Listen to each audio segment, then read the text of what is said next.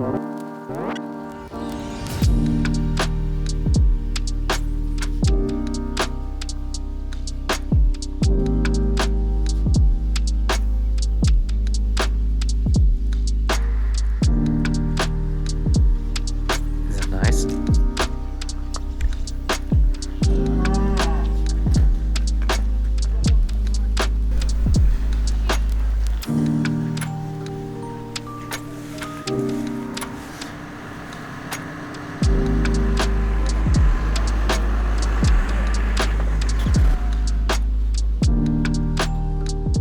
you doing then today? Yeah, good. It's a beautiful place, isn't it? Yeah, very good. I've eaten a lot of Wagyu in the last month or two, so I'm keen to find out more about what it actually is. I started working with the company Warrendale Wagyu quite recently and put it in as a special pie. And we expected it to sell within a month and it sold in 2 hours. So there's clearly a big market for it.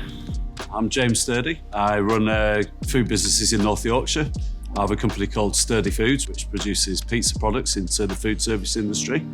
I also have a business called Yorkshire Handmade Pies, and that's a business that was set up during lockdown, and it supplies pies nationwide to homes and celebrates the best of Yorkshire produce.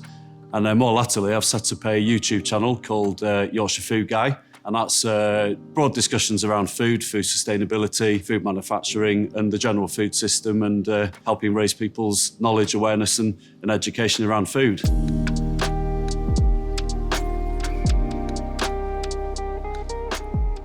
I'm here in a place called Gillingwood Hall, which is near Richmond in North Yorkshire. So we're here to talk to Paul Metcalf, who's a Wagyu beef farmer, and also with a company called Warrendale Wagyu, who supply Wagyu beef into retail and hospitality.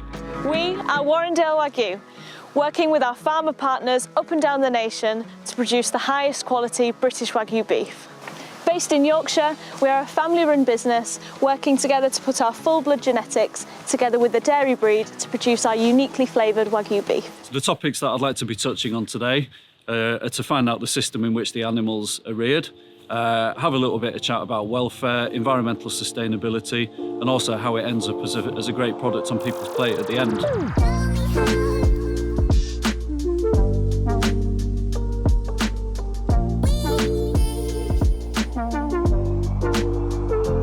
Yes, I'm here with Paul Metcalf today to learn more about Wagyu beef. Paul, and where does Wagyu beef originate from? I think it originates from Japan originally. I think in Japan they have the very high quality Wagyu, don't they? The extremely high quality Wagyu. But these ones are crossed with a dairy cow. So it's half Wagyu and half Holstein. Okay, so these are half dairy, half pure Wagyu. Yeah. It's called an F1 Wagyu when it's crossed. It still is very well marbled, but you just don't have the very extreme price to pay, basically. In meat quality, we'd say the intramuscular fat, which runs through the meat, is exceptional compared to your normal commercial beef cow. When you cook it, it then melts down, and it's a lot more tender, more succulent. It's a better eating experience. So yeah, it's a better eating quality. Because a cow has to have a calf each year, so it produces its milk cycle. So they're going to, the Warrendale are going to dairy farmers and saying, well, can we use your cows to produce a Wagyu calf, which can then go on to be fattened for the Warrendale system. They all come from dairy farms in Lancashire. So the animals are born there, and then they're held on the farm until they're weaned off the cows, and then they'll come down to us as a weaned animal, so we can put them onto a sort of a starter ration and a bit of silage as well.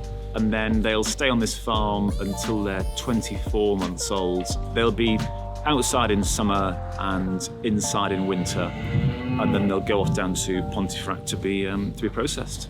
When they're in here, you can see it's mainly a silage-based diet. So they're not getting any soya. It's not an intensive diet at all, really. They have a longer life. A longer life. Don't they? Yeah. We take them up to 24 months. Yeah.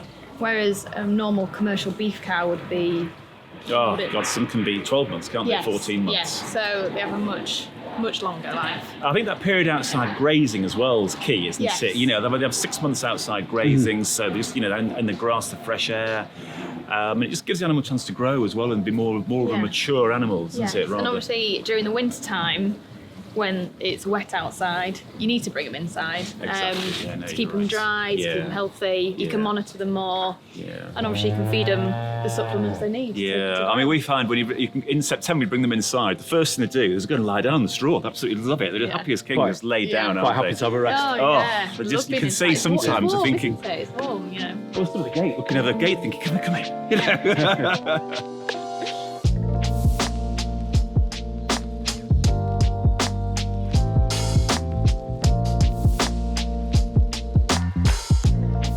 I'm Jamie Brownrigg. I'm the production director for Warrendale Wagyu. We're working with around 300 farmer partners, and we're producing probably some of the highest quality Wagyu beef in the world.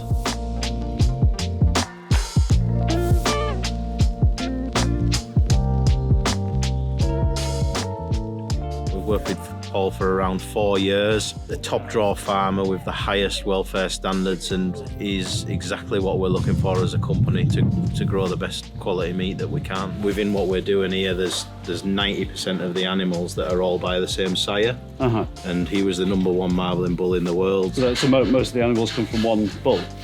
Yeah. So he's jumped in Australia, essentially just for semen. And then that gets distributed across all our dairy farms and all the areas. But we try and stick to as much from one bull as we can, really, so that we know that the product's going to be More consistent. Yeah, that's it, consistent throughout. If you think of all the other beef breeds and what people are doing, you know, there'll be one Charolais, one Limousin, one Hereford.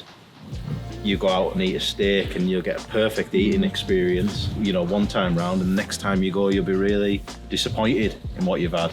So we want to try and make sure that eating experience is the same every time. Sounds like that's how you guarantee consistency. Yeah. Customers want consistency and we've got to deliver it, and that means in turn we've got to expect consistency from our suppliers.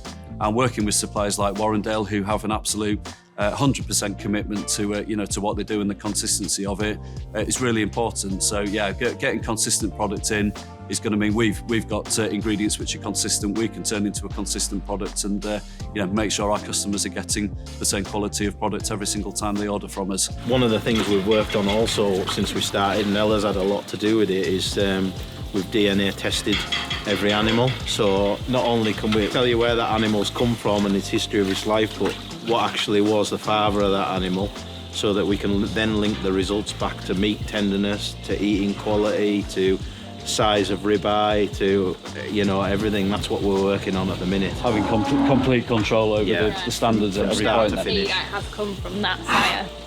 So full traceability really. Yeah. And how big is the market for Wagyu in the UK? Is it something that's becoming more the popular? growth's phenomenal.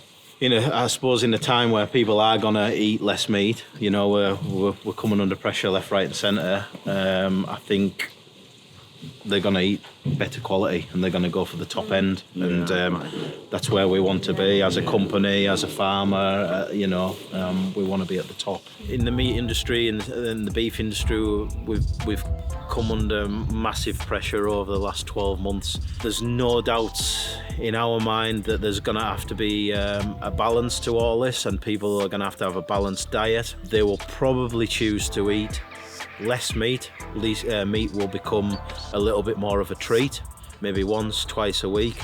And we believe that Wagyu and the demand for Wagyu will still be there, because we aim to be at the top of the beef sector and producing the best quality. But it is about, for me, eating a little bit, accepting maybe eating a little bit less, but eating the kind of quality that you're producing here. And eating local. Yeah, definitely. I think if in the times of COVID, it's been challenging.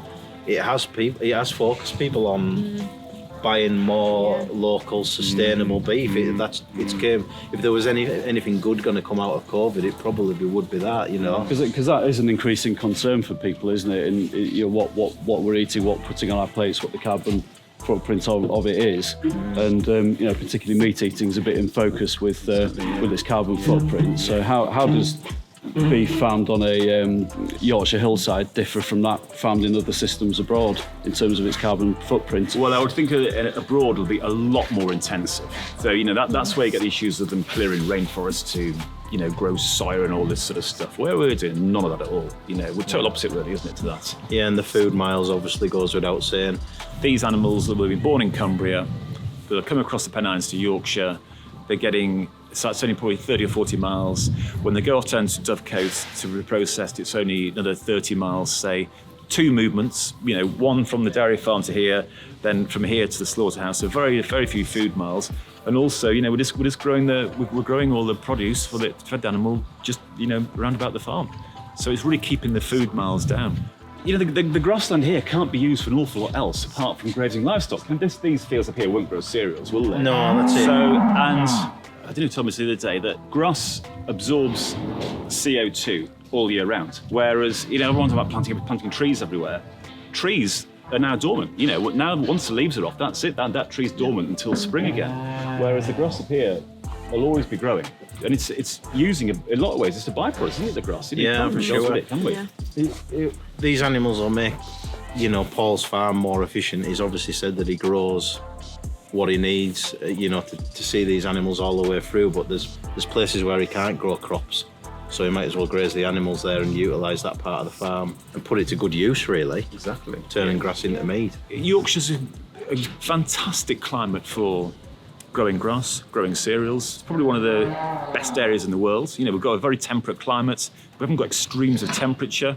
Well, we haven't got extremes of rainfall normally, but you know, we get consistent rainfall throughout the year.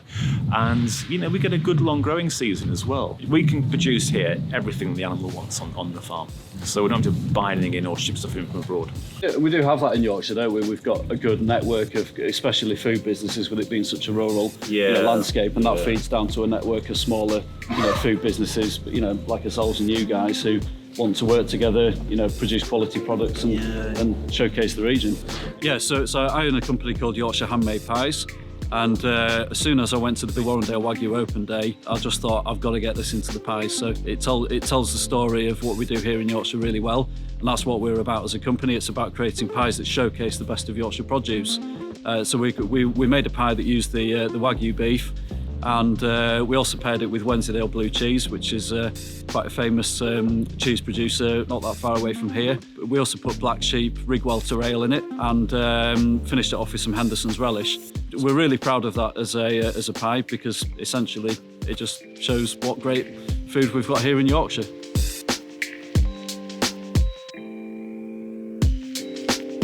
The vital link between climate change and cattle is simple. 80% of the forest being cut down here is carried out by ranchers. The Amazon is being destroyed so that you can eat beef. You know, I understand that there are statistics out there that make beef look like a very poor choice from an environmental point of view, and there are also worldwide statistics to do with beef farming which are correct. But when you look at it on a more individual level or a more nuanced level, there's a huge difference. So, you know, the environmental credentials or the carbon footprint of beef farmed in a natural way in the Yorkshire Dales is incomparable with that farmed on a very big grain-fed feedlot over in America, where basically what they're doing is growing huge amounts of grain to then feed to an animal, very intensive in terms of water. But guess what? It rains rather a lot here in Yorkshire and Britain in general. So we have a naturally wet landscape, so it doesn't require more resources than we've already got in terms of sort of water. So yes, beef is always going to be a higher carbon footprint meat. But I don't think that means that we should stop eating it altogether. But I think it's about accepting that maybe we could eat less meat, but making sure that we're careful meat eaters and not just kind of reckless meat eaters where we're too focused on price. Brazil is the world's #1 exporter of beef, much of it at the expense of the forest that keeps the planet breathing. Yeah, so if you're in the growing number of people who are concerned with environmental credentials, animal welfare, and you want to be reassured about what you're buying, then my top tips are to think local. So you more than likely you will have a local farm shop, a local butcher, somebody who's got a real close connection with what they're doing. They might even be farming it themselves. So supermarkets generally have a very long supply chain. They're not as concerned with the the environmental impact and the welfare. They're more concerned about lowering prices. And I don't think it's reinventing the wheel. It's about going back to maybe the way that things were 50, 100 years ago, where meat was a luxurious item that people ate less frequently, but when they did, they had a very close connection with it. So I think we're just, the top tip is just to find that connection with the local producer who cares about what they're doing and can give you the information. They might even let you go and see where it's produced. So make sure it's grass-fed, buy organic, buy free range, and perhaps be prepared to pay a little bit more, but get a product that you can be reassured has been looked after and is better for the environment. And of course, what's the outcome of that? It's going to taste fantastic. Yeah, I mean, I really want this channel to prompt discussion. There's so much discussion and differing opinions around the food system in general, and a lot of questions that we've yet to answer in terms of what we should or shouldn't be doing going forward, where we should buy our food from, how we should buy it, how often we should eat certain foods, should we just move to plant-based diets, is meat always going to be part of the process? And I don't want to ask any of those questions with any kind of judgment either way. And for me, it's all about talking to different people with differing opinions and starting a conversation, because I genuinely believe that's the way that we're going to find the best way forward. And obviously it raises a lot of questions, some of which are probably too large for us to cover here in this film today.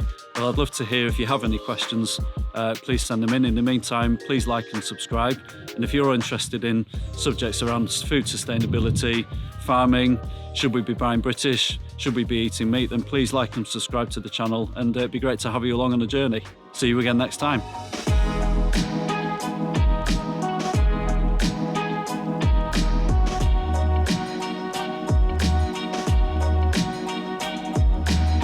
That goes into the whole part of the process up to starting to start again.